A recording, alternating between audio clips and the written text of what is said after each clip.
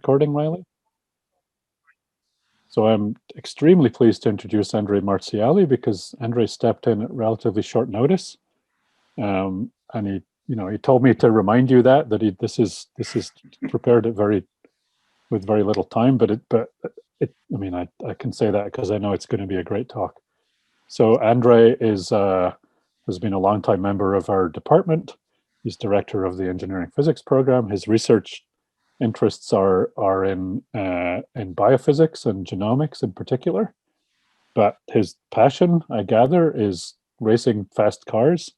So he sort of put together his hobby and his engineering interests, and realized that there's a whole bunch of cool things to tell people about the physics of race cars. So that's what he's going to talk to us about today. So Andre, take it away. Great, Doug. Thank you. And if I run into any trouble with audio and video, please let me know. Yeah, it's a pleasure to come and give this talk. I feel a little sheepish on multiple fronts. One is this is a talk that's aimed at really beginner race car drivers.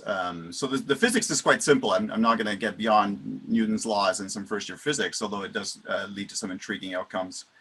But normally I'd introduce myself with my academic credentials. I think for the sake of this talk, I'll have to introduce myself with my racing credentials as somewhat meager as they are. Although for a brief time I was the Canadian hill climb champion by feature of winning the Knox Hill Climb, which is now the only hill climb in Canada. So I again, sheepish at the level that I know there's actually at least 2 professional race car drivers in the audience now, and at least 1 professional race engineer. So for those of you that know a lot more about this than I do, please forgive me for oversimplifications, at least, if not mistakes. So, when I first moved into this house with a race car in tow, my neighbors quickly came out to sort of ask me how fast does it go? To which I shrugged and said I have no idea. I've never had it pointed in a straight line for long enough to know. And I think, what I hope to do in this talk a little bit is to give you a sense of what racing really means. And I think that the general concept of racing is not quite what we think it is for those of us that race cars. It's not really about speed. I mean, counterintuitively, I mean, we obviously want to go fast, but there are sports that are simply around reaching the ultimate speed with a car. Racing is really about the intellectual and physical challenge of being at the absolute limit of what a car can do in terms of grip, while still having incredible levels of control and accuracy over the car and over the timing of things that need to happen. And appreciating that on the TV screen is sometimes difficult, and I hope maybe I can help you appreciate that through this talk. As a means of a bit of introduction for myself, I'm involved in what's would be known as grassroots racing. So this is a community of people that tend to modify or build their own cars. This is mine. It's developed off of an E36 M3, but hugely modified. I've chopped the roof off, replaced it in carbon fiber, taken about 1,000 pounds out of the car, and increased its horsepower to somewhere near 400 to 500 horsepower, somewhere in there. The type of racing I do is what we call time attack. So it's really trying to hit the fastest possible lap times on a closed circuit, obviously, and without necessarily having to pass other drivers necessarily. So I'll show you a brief glimpse of the Knox Mountain Hill Climb, which is my favorite event of the year, and unfortunately it just got canceled for this year again. But when we used to run it, it would look something like this. You're driving at very high speeds, upwards of 180 kilometers an hour, but on a paved mountain road where there's trees and cliffs and so forth.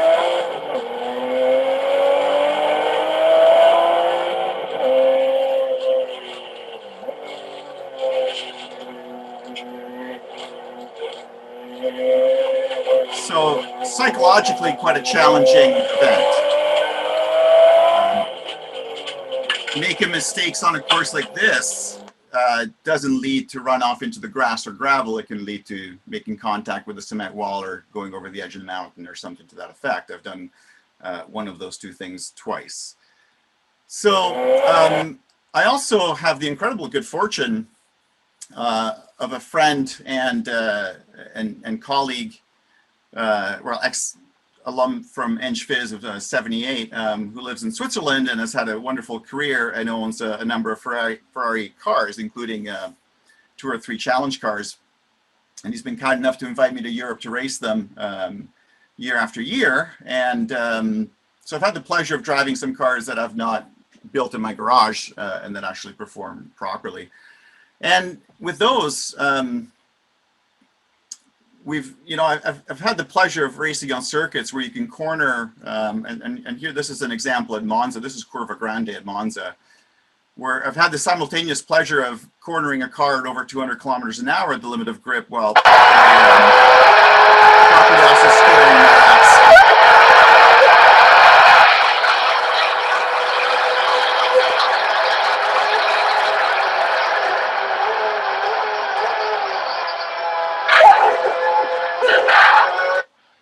So thank you so much to Doug for that opportunity. So what are we trying to achieve as race drivers, whether amateur or professional? I think we all want the same thing, which is the shortest possible lap time. Now, as drivers on the straights of a track, there's not much that we can do short of keeping the pedal all the way to the floor and counting the time to the next corner. It's really in the corners that all the time is made up. And at first blush, cornering might seem quite simple. You have to brake before the corner, you turn and you reaccelerate. But the challenge of racing is really, how do you do that? How much? At what point? Where do you position the car on the track? And controlling the car through that process. So, and ideally staying at the limit of grip all the time. Okay, so that's really the challenge for race drivers, balancing all the inputs that one has to maintain the car at the grip limit. Now, if we're going to talk about the grip limit, obviously we have to talk about tires. So this is the most important and most complex part of a race car is actually the tires and how the tires contact the ground. And a lot of the work that we do when we set up or modify cars is making subtle changes to this. Now, tires, obviously, they're rubber. They're filled with compressed air. And, they create an elastic surface in contact with the ground. So this is kind of a cool graphic showing a tire rolling in this direction, right, or at least pointed in the direction of the big yellow arrow. And what the graphic is showing you in this square little window is what the contact patch of the tire with the ground would look like during cornering. So if the tire is upright and rolling straight and it pointed in the same direction as the direction of the car, there are no lateral forces on the tire. But as you start to turn the steering wheel to orient the tire differently from the direction that the car is moving in, then this generates what's known as a slip angle. And it's probably poorly named because at small slip angles, there's no slip involved really. What's happening is the rubber, as it rotates around the tire and comes into contact with the ground, in the frame of the tire, that rubber is being pushed sideways by the road that is obviously traveling at an angle with the direction of the tire. So you can see in the graphic, you see the tread bending. And then as the tread comes out of contact with the road, it snaps back and keeps rotating around the tire. Now that bending obviously creates a reaction force from the elasticity of the tire, right? So this is a Hooke's law then. And that's what creates a cornering force. So that's how we get transverse force on a tire that will help the car turn into a corner and will provide the centripetal acceleration needed to stay in a corner. Now, the more you increase the slip angle, the higher the force increases to a point.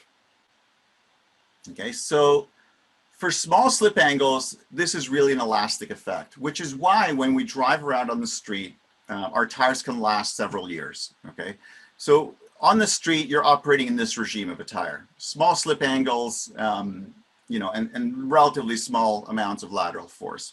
That's not where race drivers operate. Race drivers operate up here.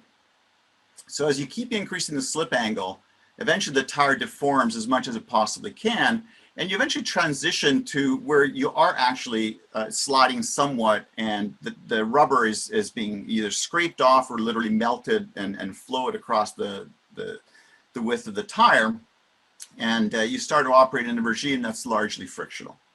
right? So now we can start to talk about a friction coefficient between the load on the tire and, you know, in terms of normal force and the cornering force it can provide. Now, that friction coefficient, when we get to the friction limit of the tire behavior, actually, let me go back and say something else, because this curve doesn't go very far, but if you were to keep plotting it at higher and higher slip angles, the cornering force decreases rapidly. And this is one of the real challenges of driving fast, is trying to stay at the peak of this curve. Because if you overshoot it, you will rapidly lose grip.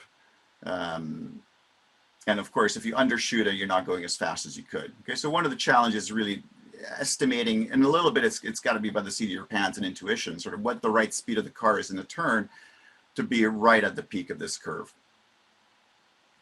Now, on top of that, you know, this friction coefficient is relatively isotropic in different directions in the tire, meaning there's a similar slip angle versus force curve that one would apply under braking or under acceleration, where power is being applied to the wheels, right? In that case, slip angle is the number of degrees of over rotation of the tire per second when you're applying power and you're trying to spin the wheel faster than the speed of the car at that point, or the you know, the rotation of the wheel would have at that speed.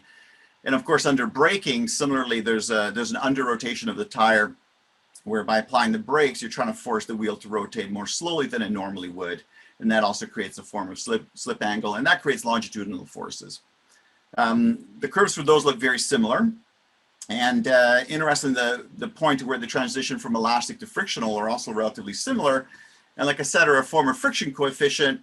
And if you were to draw, you know, really simplifying it, and this is the first of many simplifications I'm going to make today, that F equals mu n, right? So your normal friction formula from first year. That gives you a potential acceleration, either longitudinally or laterally, of A, that all of us in the racing community really speak about in terms of G. So we normalize to gravity, which again means that the acceleration, as we talk about it, is actually almost a friction coefficient in a sense. Now, if you plot that in terms of car performance on what's known as a G circle, where you have maximum braking deceleration is down here, maximum power acceleration here. This is often engine limited, of course. Braking is not. And then cornering left and right. What happens is that at any point as you're racing, you're going to be ideally on the edges of that performance envelope.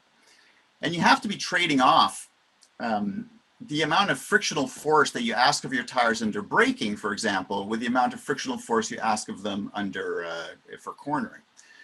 Because obviously, if you ask your tire for peak cornering grip and peak braking grip, the resultant vector is going to be one that exceeds the maximum, you know, allowed friction vector for that tire compound in those conditions.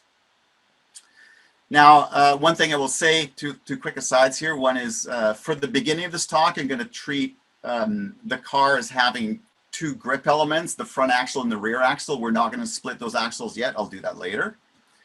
And the other side I'm going to say is that we need to quickly talk about racing lines and drive lines. So just to give you a sense of what happens and the trade-offs that need to be made in a corner.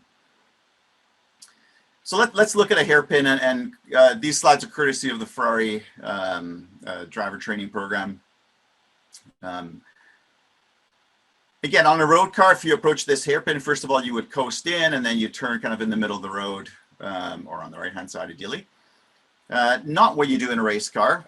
Of course, if your limitation is fundamentally grip, right? And that grip gives you a fundamental limit in centripetal acceleration in a corner, then it's clear that your maximum velocity to that corner will be with the maximum possible radius. It goes roughly as the square root of the radius.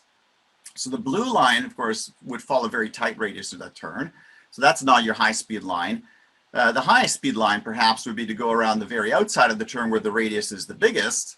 But of course, you're traveling a much greater distance. Now, imagine just taking that line and moving it closer to where you're coming from down the track, and you get what is sort of the geometric optimum racing line, which is this green line, right?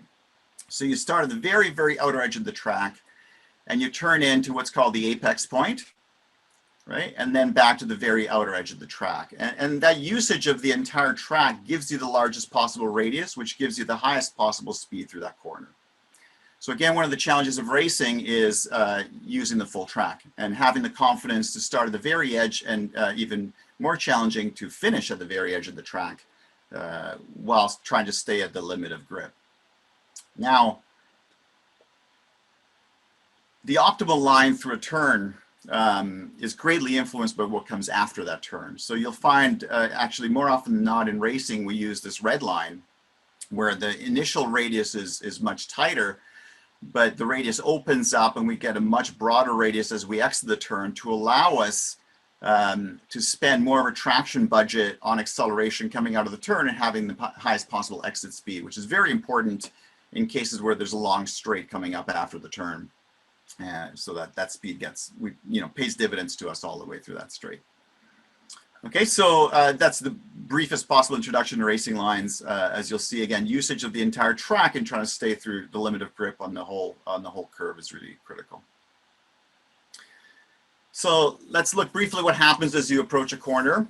And again, unlike going to get groceries, as you're approaching a corner in a race, of course, or racing, your foot is fully on the accelerator. You're going as fast as you can. Your acceleration vector, probably engine limit at that point, is pointing straight up, or your friction vector rather.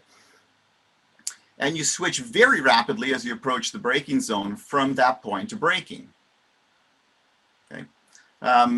Again, for shortest possible lap time, you want to leave that moment until the very, very last possible moment. And at that point, the steering wheel is straight. Your foot is hard on the brake. You're at the traction limit of braking, and gradually you get off the brake as you start to turn the steering wheel. And as you can see, what's happening with the friction vector is you're repointing the friction vector from under braking and ideally keeping it on the edge of this envelope, turning it towards where it's going to be fully transverse. So now this is frictional force to create this centripetal acceleration that you need to make the turn. And as you approach the apex, which in Italy they translate to chord, you get on the gas gradually, right? So here, middle of the turn, steering wheel is fully turned, no brake, no gas. And then you gradually start to unwind the steering wheel as you start to apply gas, so that again, you're trading off cornering grip for acceleration grip. Keep unwinding the wheel and get further and further on the gas until you're finally on the straight again and at full gas. So I'm going to show you, now that you understand that progression, if you look at a video, this is Vettel in the Formula One Ferrari in Singapore, 2017. This is an interesting video because it shows the graphic of throttle and brake. So there's this green line, that's the amount of throttle that he's putting in. I'm going to start the video on a straight, so he's at full throttle. And then there's a red line that's going to be generated when he hits the brakes. So just watch a few seconds of this video, paying attention to the extent to which he uses the track limits, which are surrounded by concrete walls here. And the transition from brake to cornering happens very quickly in these cars, but you can watch as he gets on the power after each corner, that he's gradually getting on the power as he's unwinding the steering wheel. Let's watch that for a second. Sorry, let me do that.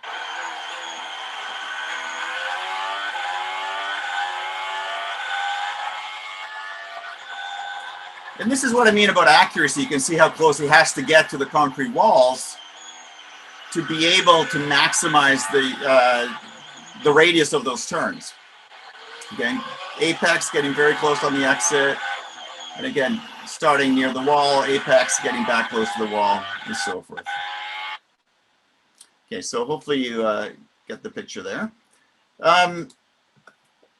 And again, just impressive levels of control to be able to get to those points and not hit the wall, obviously, while still trying to keep the grip at the absolute limit. And this is the challenge that's hard to notice on television that these racing drivers do, phenomenally well. Now, what happens when we sort of get beyond the edges of that, right?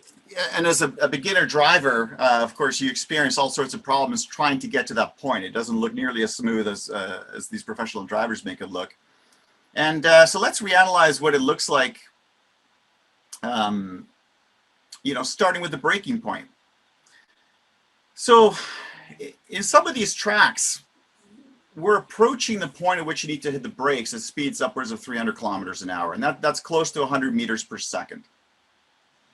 The track itself, in some cases, and this is the straight at Monza again, followed by the first hairpin, the width of the track of that hairpin is maybe 6 meters wide, right? So when you're traveling at 100 meters per second, you're trying to optimize your braking, the entirety of the width of the track will go past you in about 100 milliseconds. So the timing of the braking is incredibly critical. I'm just going to show you another few seconds of video where you can see in this little white board in the middle is the 200-meter marker, and they're spaced every 50 meters. And just watch how quickly they go by from 200 to 150 to 100.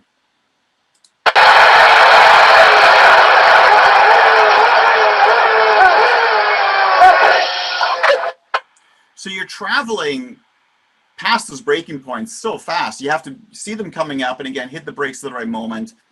At Monza, if you get that wrong, it'll be embarrassing because you'll end up having to go straight instead of through the chicane. If you get that wrong in Knox, of course, you end up in a tire wall or in the ditch or something like that. Again, that's one of the big challenges is that split-second timing that every race car driver really needs to develop. And then, of course, there's this feel, this balance in the turn, trying to trade off braking versus cornering, and then eventually power versus cornering. So what happens if you get that wrong, right?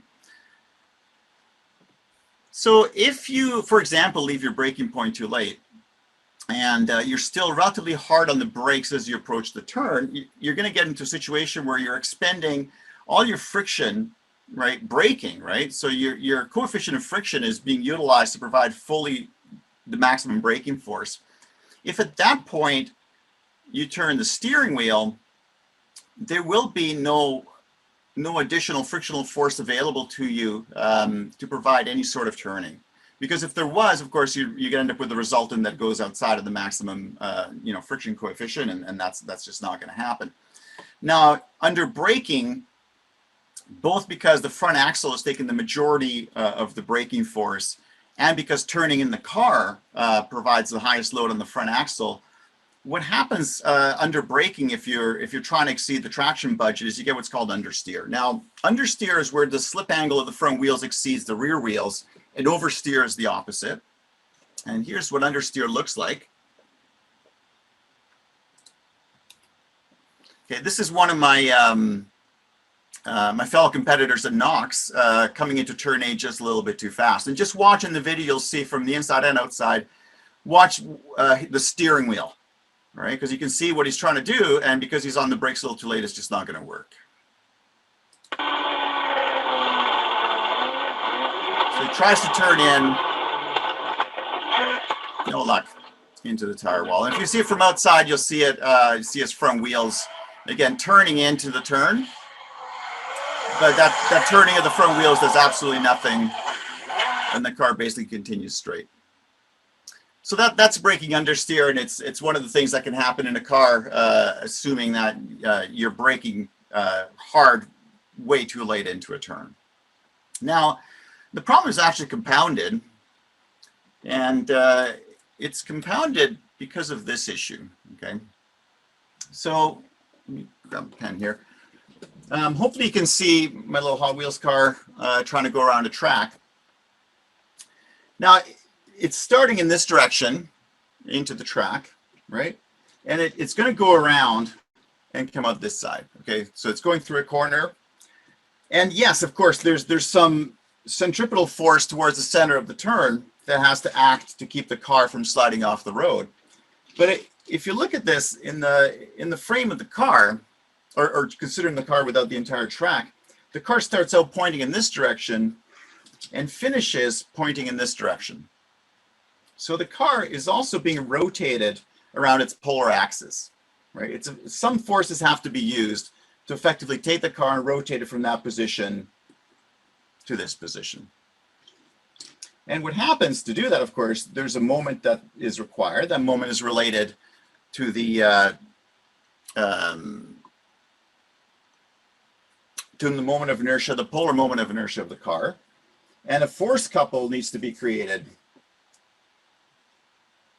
to rotate the car around that point.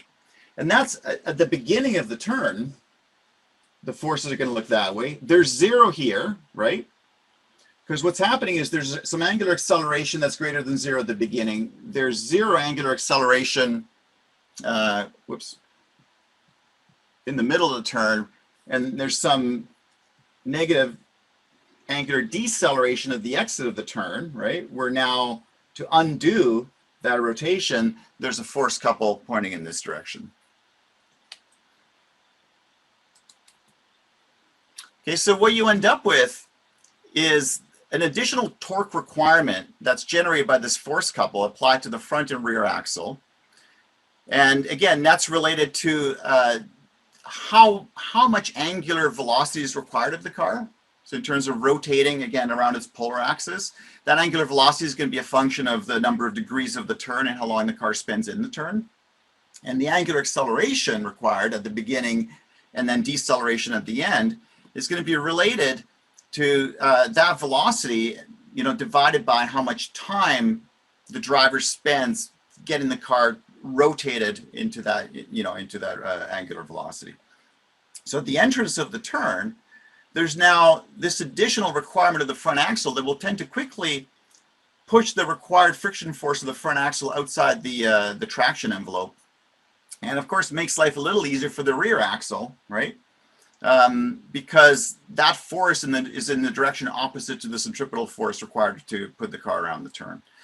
So this effect tends to create corner entry understeer and corner exit oversteer. And almost all race cars will suffer from those two effects, partly for this reason and partly because of the way that braking and power are applied. Some things to consider here, and you'll hear racing drivers talk about, settling the car into the turn or getting the car rotated. A good driver will maximize this delta T, right? So if you're going into a turn and you just suddenly turn the steering wheel as far as you can, that will almost certainly create understeer.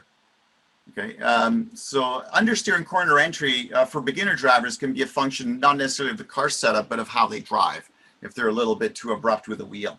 And a good driver will try to get the car turned in gradually to avoid suffering this effect. Now, this effect, of course, is much more pronounced on sharp corners as opposed to what you tend to see in very large tracks. But in some of the racing that I do, you can definitely get a sense this happening. The other thing to consider, of course, is this effect is related to the moment of inertia of the car. And the polar moment of the car is something that every car designer tries to minimize by moving as much of the car's mass towards the center, right? The polar moment of the car, of course, is the sum of all the masses times the distance squared to the center of rotation.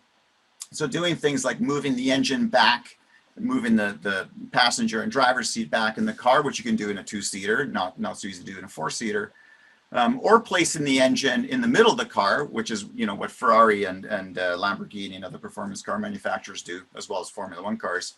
That all reduces your polar moment and actually brings with it other benefits that I won't get into here.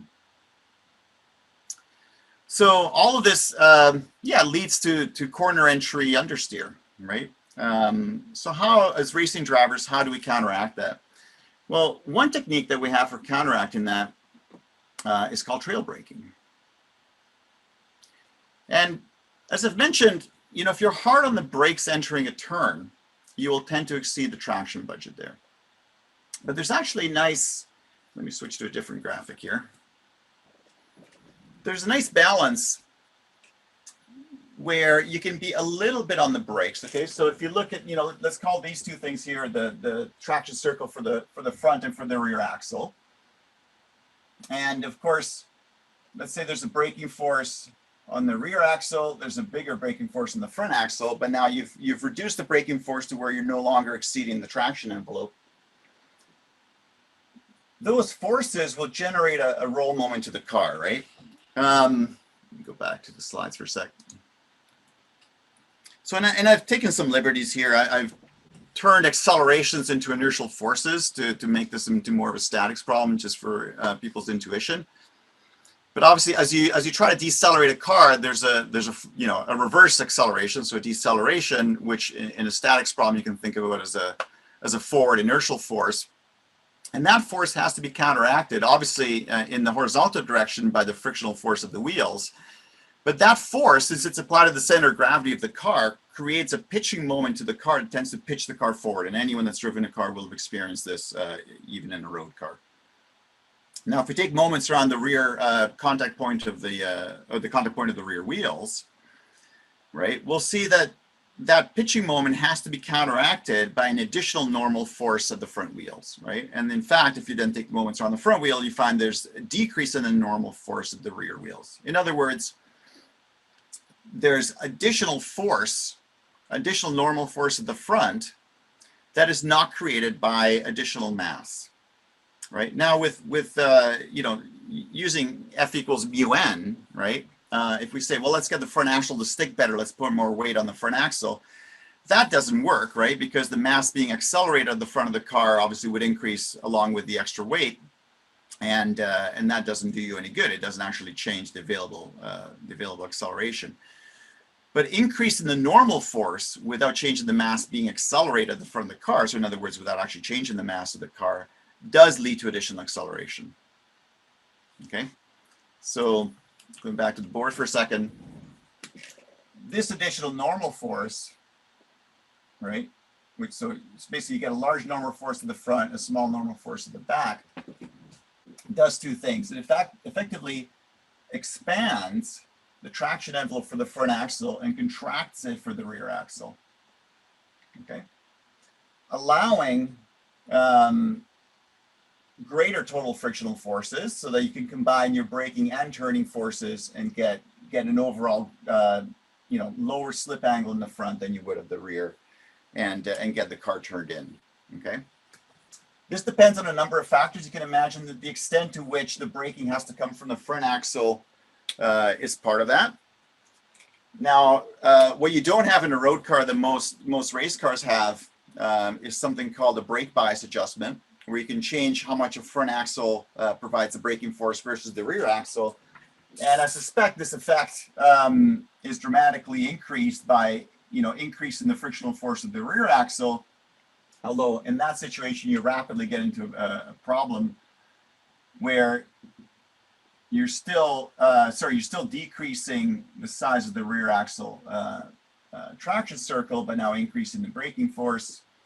And you'll very soon exceed the grip limits of the rear axle.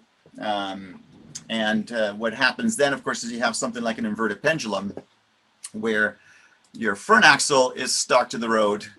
Your rear axle is free to translate because no additional friction is required to prevent translation. And the inertial forces are facing forward, and now you have an inverted pendulum and the car swaps ends. So, of course, that's why you can't adjust brake balance in your road cars, because if you accidentally put it too rearward, you would spin the car just coming up to a stop sign. Okay, race drivers do have the ability to adjust that to maximize performance.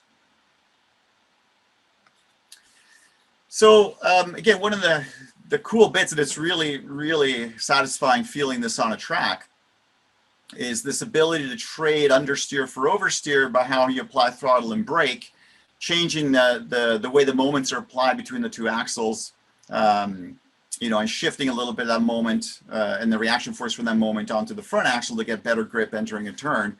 So in fact, at least for my cars, there's this nice little trail brake window where you start to get a bit of rotation of the car under a slight amount of brake. And as you brake harder and harder, of course, then you start to get into braking understeer potentially. So you're trying to find a nice balance where you've expanded the traction circle of the front axle enough that you get a good turn in of the car, but you don't apply so much brake that you start to exceed and get to understeer. So again, just give you a sense of the things you wouldn't necessarily see on TV with the trade-offs that drivers are making as they're entering a corner. Okay, now exiting a turn, similar trade-offs apply, right? So you're trying to now get the car accelerated again, while you're still asking your tires for centripetal acceleration, right? So in other words, they're looking at, you know, for a transverse frictional force, and you'll slowly unwind the wheel as you apply gas to try to keep your friction vector within the envelope until you're finally at full power. Now again, two effects happen when you do that. One is there's what's called power-induced understeer in corner exit. It's not a terrible thing, actually, because there's so many sources of oversteer in corner exit. This effect comes from the torque that the wheels are applying, right? So there's a reaction force from the ground to the wheels. Obviously, that's what it's generating acceleration of the car. But that torque is also creating a reaction of the car that is trying to make the car do a wheelie. Not that it would, obviously. Well, you see dragsters come close to that. So what that force is doing is decreasing, very much like trail braking, but in the opposite way. It's decreasing the load on the front wheels and increasing the load on the rear wheels, and helping the rear axle stick and making the front axle less likely to stick. So if you're still asking for cornering forces in that scenario, you will tend to understeer. Okay. At the same time, there's what's known as power oversteer. Now, I'm doing this all in the context of a rear drive car. A lot of the race cars are, not all of them, at least mine are. And that will happen simply as you exceed the traction budget by applying too much power to the rear wheels. Again, in most road cars, it's not likely to get into this scenario because most road car engines don't have quite enough torque to do this. But race cars definitely do. And if you start to just ask too much of the rear wheels in terms of providing acceleration while still cornering, the car will rapidly rotate. And this is actually quite a more difficult thing to control. I'll show you a brief video of again, this is me at Knox. And what you're going to see is just after this turn, as I'm a little too greedy getting on the power, the car turns as if it wants to go for a dip in the lake. Before I correct it.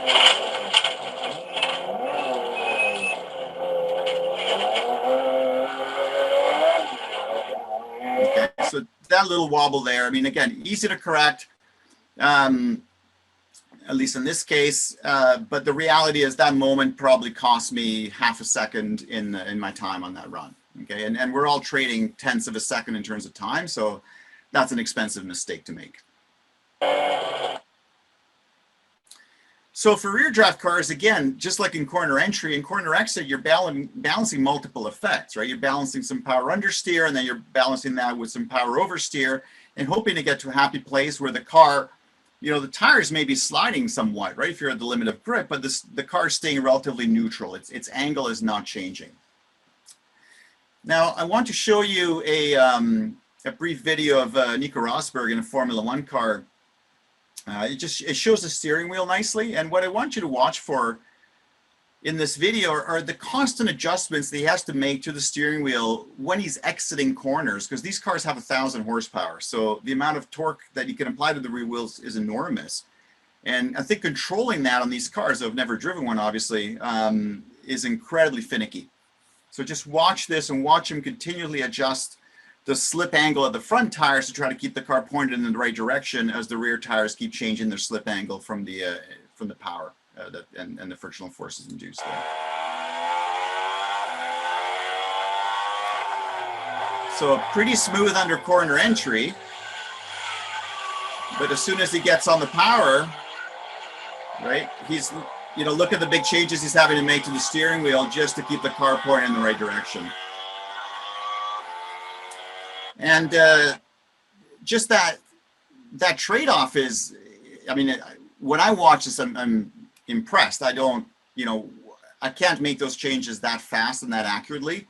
Like I said, if I get into a bit of power oversteer, it usually costs me quite a bit of time, and these drivers can do this on time scales that allow them to continue to keep the car at its grip limit and maximize their lap times or minimize their lap times despite all those effects. So I find that incredibly impressive to watch. So that's just a little bit of a glimpse that I wanted to provide you with respect to what the drivers have to deal with and the optimizations that they need to make. And that's only, for the drivers in the audience, I know this is only a small fraction of the things that you do to make a car go fast around a track. I do want to also talk a little bit about the trade-offs in car setup or car development, right? Because there's a whole other aspect of the sport, which I really enjoy, which is the engineering aspect. So completely separate from the driving. how do you make a car fast? And in our grassroots motorsports community, how do you take a road car and convert it to a race car, right? And to understand that, and by the way, I'm going to ignore aerodynamics. There's multiple hours of lectures that could be given on that. It's an incredibly complex topic. At the speeds that we race at, obviously, as you can see by the giant wing I've installed on my race car, we do try to take advantage of aerodynamics, but the effects are not that great because the speeds are not that great. In a Formula One car at 300 kilometers an hour, the aerodynamic effects are immense. So I'm just going to ignore that for the purpose of this presentation, which means we're back to tires, right? So if the majority of the grip that you get is the mechanical grip from the tire, now we have to start to think a little bit about what happens when you start to push that and what happens to the tire loading in the middle of a turn. So again, tires are the most complex part of a race car, in my opinion, and the opinion of others as well, like Millikan and Millikan, as they state in their book, they're poorly understood, and I think they remain to this day. Again, elastic behavior of a tire starts to change into something quite different as the tire gets heavily loaded. Temperature has an immense effect I'm not even going to talk about today. The rubber can melt, it can flow, it can shear. And the result is that the frictional coefficient of a tire, it's actually a misnomer. There's no frictional coefficient. There's a force coefficient, as Millikan puts it, because it's not a constant number. It varies with the load on the tire. So F equals mu n should really be written as F equals mu as a function of n times n.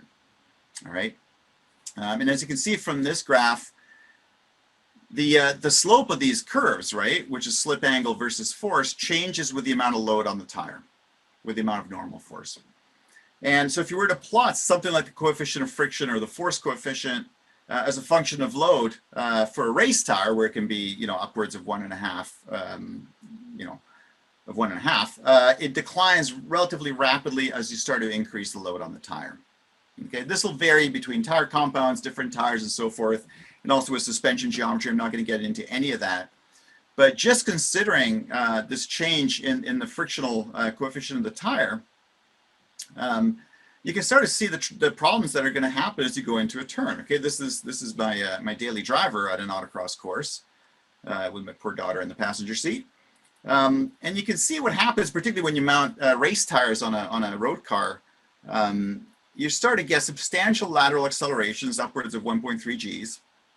And in a heavy car, which, and actually this is more like the weight of my race car, you'll get significant roll moments in the car. Okay, so the center of gravity is relatively high. It's around 40 to 50 centimeters in one of these cars. And yeah, again, plotting inertial forces here again instead of accelerations, and apologies to my physics colleagues for that. But effectively, you have to counter that inertial force in the turn by a force couple that's from the outside wheels to the inside wheels. All right. And if you calculate through that, right, I mean, the normal force on the tire and not from the weight of the car is something like 300 kilograms of force per tire. But then there's this moment that's something like the mass of the car times the centripetal acceleration in the turn times the center of gravity height and divided by the track width of the car, right? And that can be upwards of 220 kilograms of force per wheel, right? So as you can actually see in this picture, right, the outside wheels are heavily loaded. Here, in this calculation, there'd be around 520 kilograms of force per wheel of normal force. But the inside wheels are almost off the ground. They're getting near 0 kilograms of force. And I have other pictures of my race car where the front inside wheels is entirely off. It's like a ½ inch off the ground, okay, where that force has gone to 0. So what does that mean, right? It means that with the car static, right, where it's not cornering, when all the weight of the car is evenly distributed over its wheels, let's say the grip coefficient was such that you could get 1.3 Gs of cornering. Once you enter a corner, and this is a nice graphic that shows these circles are the width of the circle, and the color is related to the normal force on the tire, right? So as you hit the brakes, the front tires get heavily loaded from that forward pitching moment. And as you start a corner, you're loading the outside tires more and more. So looking at the steady state point in the corner where you finish braking and you're not accelerating yet, the outside tires are heavily loaded, the inside tires are not. So what happens on that friction coefficient versus load curve is where your tires are operating is split. The inside tires are moved up the curve to where they're getting much better grip. and the outside tires are moved down the curve to where they get much less grip. Now the problem though is that while the inside tires are behaving more efficiently, the outside tires are behaving less efficiently. You think that might average out, and even if this was a straight line, it still wouldn't average out, because what happens is, of course, the outside tires are carrying more of the normal force and are therefore the dominant source of the frictional centripetal force. So what could have been 1.3 Gs of cornering acceleration declines to something like 1.1 Gs because of load transfer to the outside tires. So, you know, part of what you do in car design and setup is to try to minimize the split and also to try to make it even, right? So this is why people lower their cars. So lowering the center of gravity, remember that roll moment is related to the center of gravity over the track width. So a lower center of gravity and a wider car both decrease this effect and actually give you better cornering grip for, you know, keeping everything else like your tire compound and tire widths and all that the same, right? So that's why people lower their cars. And that's why you see race cars being so low to the ground. Lightening the car has also an even more dramatic effect, right? Because not only does it reduce this mass that generates the roll moment, but it also shifts all the points up that curve because the entire car gets lighter, right? So you're going from the points being heavily split between the inside and outside tires to being less split, but also moved up the curve. And that's why, you know, if you talk to someone who's starting in this grassroots racing and asking them, you know, I think everyone thinks the first thing we do to our cars is make the engine bigger or more powerful. And no, most of us do modifications to the suspension, lowering the car and reducing its weight, and then actually the next thing you do is work on your brakes. As Colin Chapman famously said, adding power makes you faster on the straights and subtracting weight makes you faster everywhere. Okay, obviously you can accelerate faster for a given engine power, but you get much better cornering grip in a lighter car. So that's why I, you know, took an angle grinder to my BMW and chopped off more panels than you want to know and replace them with styrofoam and carbon fiber, just to try to reduce weight wherever I could. Now the other challenge, and this is one of the challenges of a race engineer, is making sure that that weight split happens evenly, or at least in a way to maximize the utilization of all the tires, right? Partly to make sure the car is drivable. So you want to make sure that as you, in the middle of a turn, that the front axle is not slipping more than the rear axle, right? Or vice versa. So you don't want, you know, a lot of understeer or oversteer in the middle of the turn. And when you do that, the way you do that, if you think of the car, really, it's relatively rigid body, right? So as it tries to roll, you've got to ask which of the two axles is going to counteract that roll moment. It doesn't necessarily have to be the same on both axles. So a thing we commonly do is adjust the stiffness of our front suspension or rear suspension by changing springs or what's called the sway bar to balance the effect to which each axle takes the roll moment. So if you want a car to rotate well into a turn, you would actually make for a very stiff rear axle, right? So here's the rear axle, here's the front. If you stiffen the rear axle, more of that roll moment is taken by the rear wheels, less by the front. And you get situations like this, where in fact the car will lift its rear wheels going around a turn.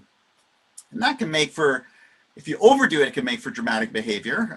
Here's another one of my fellow competitors at Knox Mountain with a car that was a little bit prone to oversteer.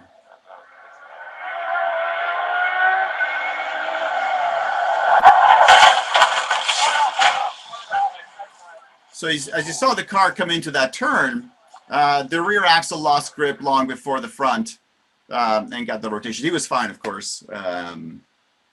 As I think I saw someone saying in the chat, we are, I can tell you later about how we're protected, but there's a lot of protection around us as drivers, keeping us safe in crashes.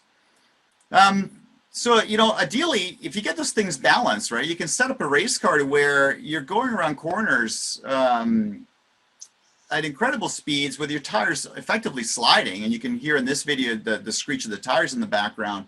And the car staying so steady that in this case, it was incredibly easy to drive. So even coming into turns at 200 kilometers an hour, yeah, you can barely make out the tires starting to complain there. Whoops.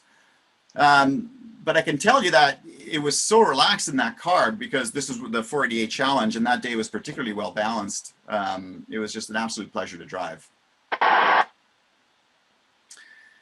So that's, that's such a brief glimpse. I tried to squeeze what's a 3-hour talk into 50 minutes. The reality of race cars now, particularly the Formula One cars, is that while they have to deal with all those mechanical trade-offs in design, and what I've given you is about 1% of what they really have to do, the speeds are such that aerodynamics play an absolutely dominant role. So on top of all the mechanical grip that they have to try to optimize, they also have to optimize aerodynamic balance and reduce drag and so forth.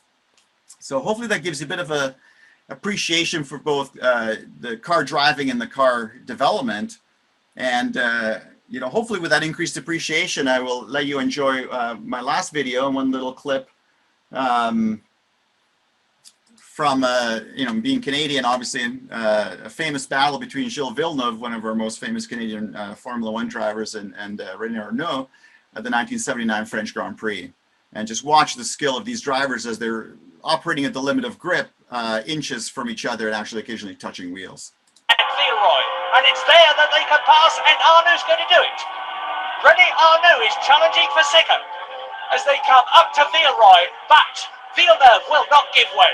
Arnoux's got the inside line and the shorter line, and he takes second place as they go into the right-hander and the left at Sablier.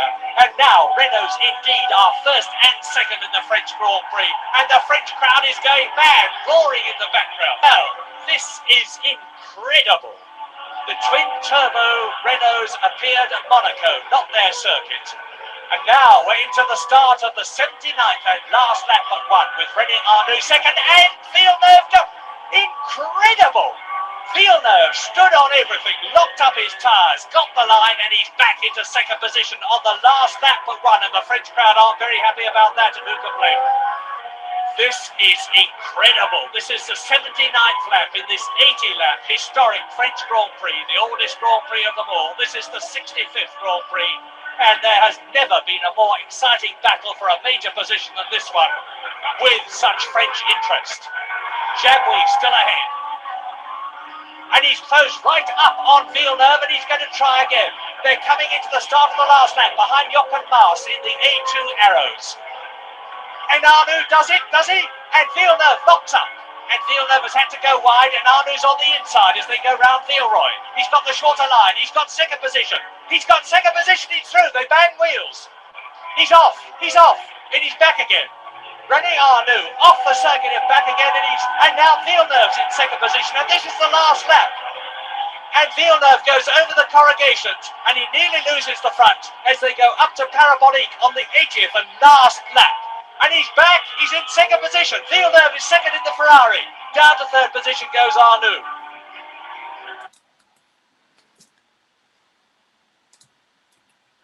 All right, with that, thank you very much. I hope you've enjoyed that, and I hope next time you watch some racing that you can see a lot of what's behind it. Thank you. Thanks, Andre.